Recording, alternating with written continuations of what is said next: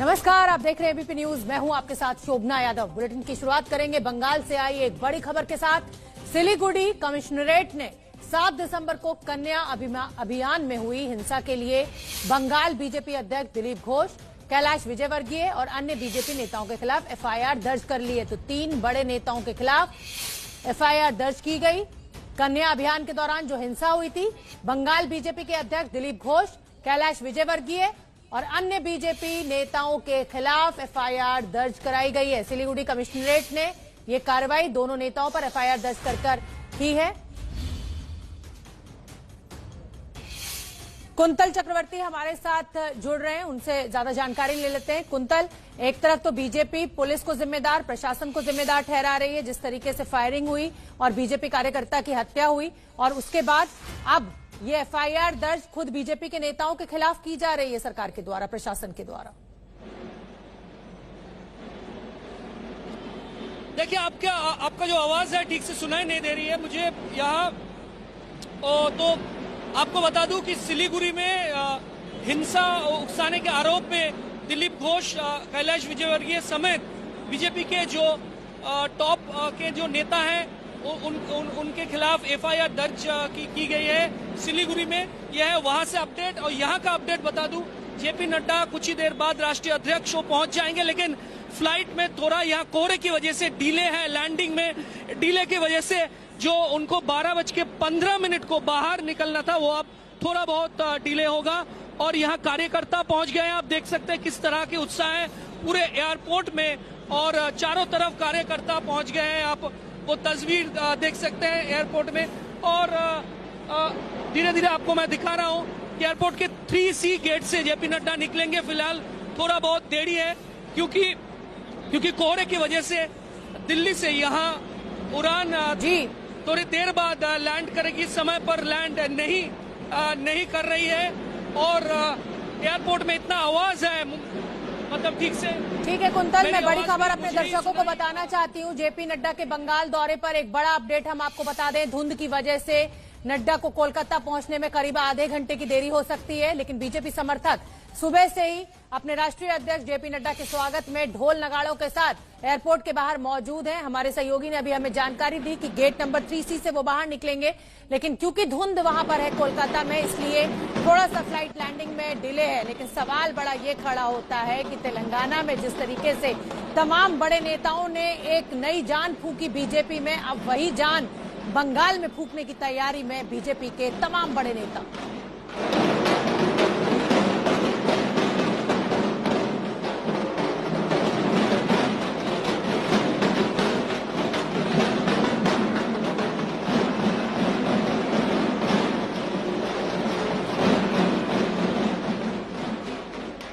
तो हमारे साथ इसी बड़ी खबर पर बीजेपी के प्रवक्ता प्रेम शुक्ला जी जुड़ रहे हैं। कोलकाता से वकील तौसीफ खान हमारे साथ मौजूद है, और मेरे सहयोगी कुंतल चक्रवर्ती भी एयरपोर्ट से हमारे साथ जुड़े हुए हैं। प्रेम शुक्ला जी, बताइए, अब की बार बंगाल की बारी?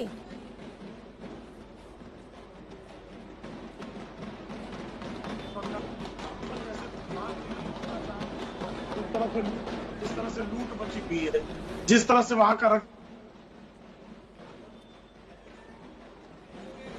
शायद प्रेम शुक्ला जी, बंगाल में जो जनाक्रोश है, उस जनाक्रोश की अभिव्यक्ति अंततः भारतीय जनता पार्टी के समर्थन में जनादेश से ही होगा।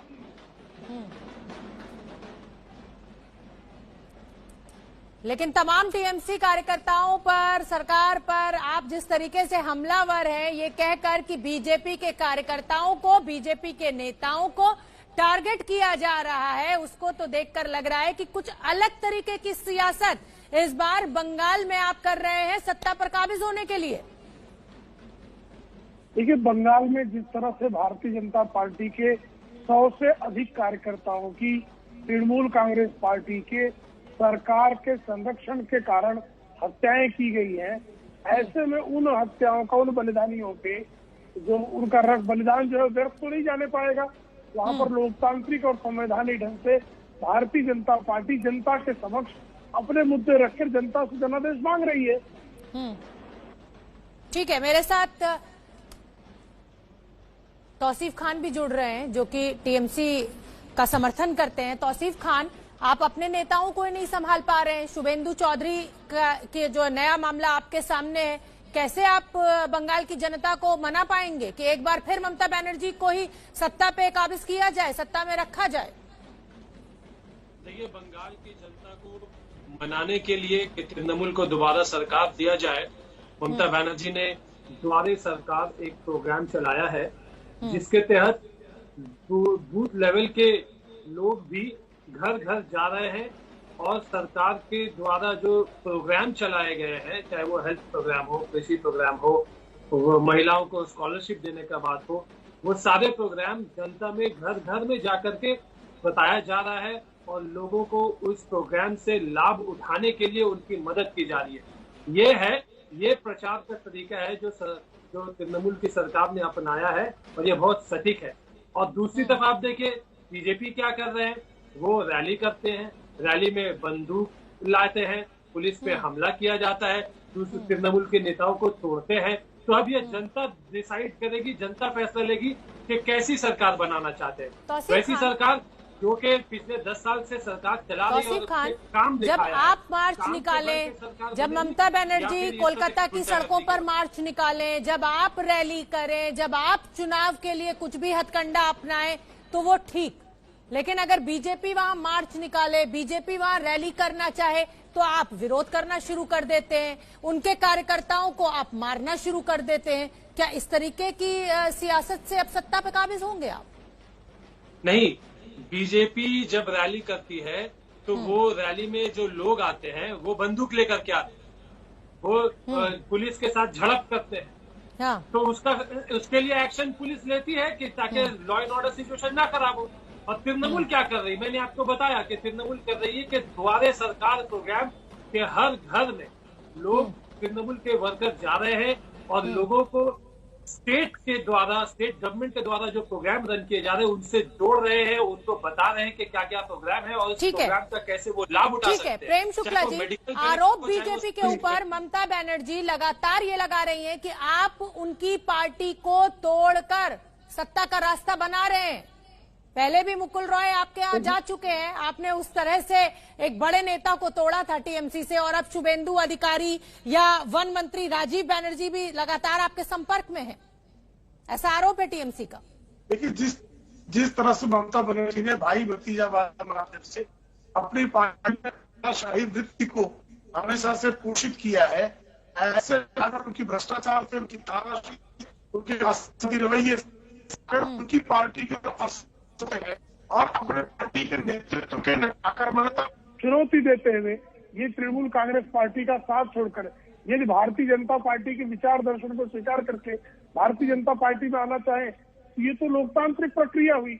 अब ये जो है एक तरफ इनकी जब हमारे भारतीय जनता युवा मोर्चा की रैली निकलती है उसमें जिस तरह से पुलिस और तृणमूल कांग्रेस पार्टी कार्यकर्ता आंसू गैस के साथ बम के गोले फेंकते हैं, ये बताइए पूरे देश में आप कहीं और देखेंगे भारतीय जनता पार्टी आपके तमाम बड़े नेता तो सीआरपीएफ की सिक्योरिटी में चलते हैं ना, आपको पुलिस पे भरोसा ही नहीं है। ममता बनर्जी लगातार ये कह रही है कि आपको तो बंगाल प्रशासन पे भरोसा ही नहीं है, आप तो पैरामिलिट्री फोर्सेस के साथ जी शोभना जी, पुलिस के लोग देसी बम फेंकते हो उस पर कौन भरोसा कर सकता, मुझे बताइए ना। जिस पुलिस पूरे देश में एक अन्य पुलिस बल दिखा दीजिए जो विपक्षी किसी प्रकार पुलिस की नहीं है। प्रेम शुक्ला जी, ये तो गलत बात है। देखिए, ये तो गलत बात है। तमाम आईएएस आईपीएस अधिकारी जो हैं वो एमएचए के अंडर में आते हैं, तमाम आईपीएस अधिकारी गृह मंत्रालय के अंडर में आते हैं। हमारे कार्यकर्ता की जो ये गलत, ये मैं देखिए सियासत अपनी जगह, राजनीति खूब कीजिए, लेकिन पुलिस के काम करने के तरीके पर जब आप उंगली उठाते हैं तो आप सब सारे पुलिस अधिकारियों, जवानों, उनकी इंटीग्रिटी पर सवाल उठाते हैं। प्रेम शुक्ला जी, जब आप नेता इस तरीके की बात करते हैं तो आप पुलिस की मेहनत के ऊपर, उनकी इंटीग्रिटी के ऊपर सवाल खड़ा करते हैं। करना अपराध है, इस सत्य को सबको समझ लाना। जिस तरह से पुलिस की तरफ से आंसू गैस के गोले के साथ देसी बम चलाया गया और हमारे भारतीय जनता पार्टी के देसी बम कार्यकर्ता पुलिस की ने उस चलाया। देसी बम के लगने से मृत्यु हुई। अब उसको अगर मैं सबके सामने रखूं, हम अपनी तो गलत क्या है? व्यवस्था की मजाक उड़ा रहे हैं। जब हम इस तरीके की बात करते हैं, हम अपनी पुलिस पर सवाल खड़े करते हैं। पुलिस किसी भी राज्य की हो तो हम अपनी व्यवस्था की मजाक उड़ाते हैं। मेरे साथ कुंतल चक्रवर्ती भी जुड़े हुए हैं। आऊंगी प्रेम शुक्ला जी, आऊंगी आपके ऊपर। शायद कुंतल से मेरा संपर्क टूट गया, अभी मुझे बताया गया है। प्रेम शुक्ला जी, जब हम अपने देश की किसी भी राज्य की पुलिस के ऊपर उंगली उठाते हैं तो हम उन पुलिस अधिकारियों, उन पुलिस के जवानों की इंटीग्रिटी पर सवाल पैदा करते हैं। सब प्रमाण अगर हम अभी नहीं कल उठाएं, आप किसी- सत्ता में आ कहीं जाएंगे किसी तो यही पुलिस पुलिस आपके लिए काम करेगी। क्यों नहीं उठाए भाई? ये आप क्यों नहीं समझ रहे हैं? कृपा करके मुझे बताइए ना, ये अगर किसी अन्य भारतीय जनता पार्टी शासित राज्य में अगर विपक्ष के कार्यकर्ताओं पर पुलिस की तरफ से बम चलता तो क्या उंगली नहीं उठती? अरे भाई, ये तो गजब हो गया। पुलिस के तरफ से अगर कहाँ बम चल राजनीतिक रहा है? कार्यकर्ता बनकर गुंडों का साथ दे, राजनीतिक गुंडा बन जाए, जो मौत हुई सिलीगुड़ी में, राजनीतिक करण तो वो हमने सुना था, लेकिन पुलिस का अपराधीकरण कर दिया जाए और पुलिस के अपराधीकरण के विरुद्ध अगर कोई लोकतांत्रिक ढंग से अपनी बात रखे तो ये अपराध हो गया।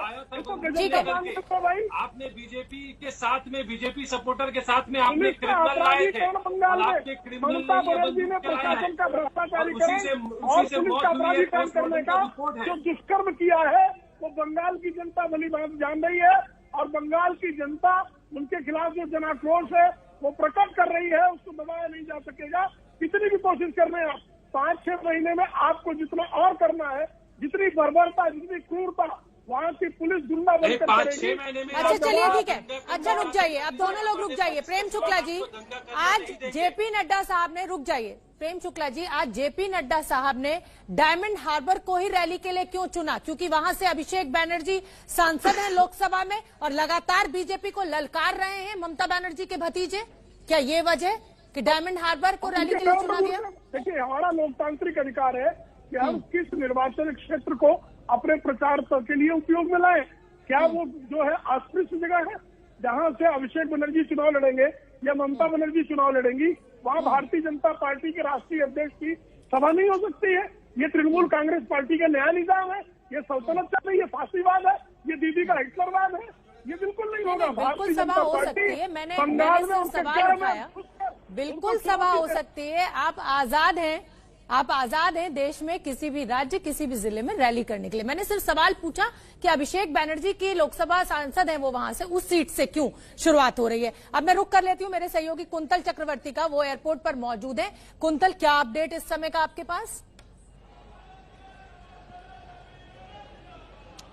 देखिए, कुछ ही देर बाद आ जाएंगे जेपी नड्डा। अब आधा घंटा लेट हो रहा है क्योंकि कोहरे की वजह से फ्लाइट यहाँ थोड़ा देरी से यहाँ लैंड करेगी। और कार्यकर्ता में किस तरह का उत्साह है, किस तरह का जोश है, जुनून है, जज्बा है, आप देख सकते हैं। और पूरे एयरपोर्ट में आप बीजेपी के फ्लैग लेकर यहाँ कार्यकर्ता पहुंच गए हैं। आप देख सकते हैं तस्वीर, यही गेट से 3A गेट से बाहर निकलेंगे बीजेपी के राष्ट्रीय अध्यक्ष। और आप देख सकते हैं यहाँ किस तरह के जोश है।